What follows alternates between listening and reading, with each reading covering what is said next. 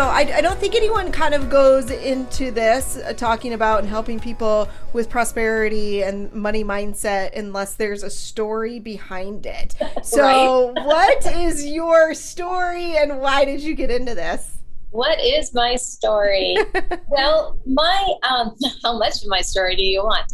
Real quick though, when I was growing up, I know it was during the time that women for the first time could be anything in the world. And so what that instilled into me was a belief, because of how I grew up, that everyone should have these opportunities.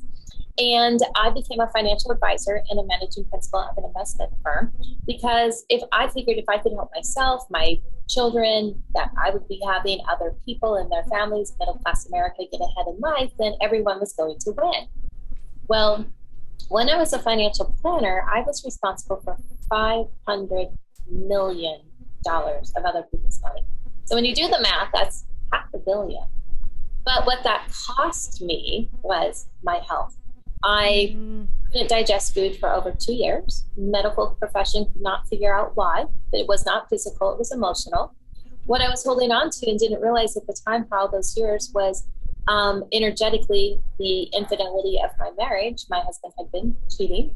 And so my marriage ended after 14 years when I discovered that. And then I was left financially devastated raising 2 small children, even though I followed all of the money rules. And I knew all of those things had me in common.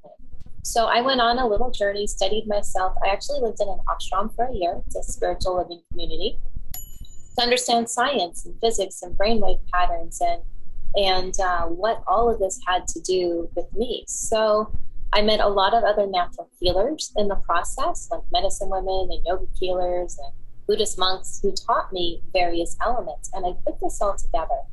And what I learned is that there's always an emotional component to everything in life, whether it's finance, relationships, health. I had all 3.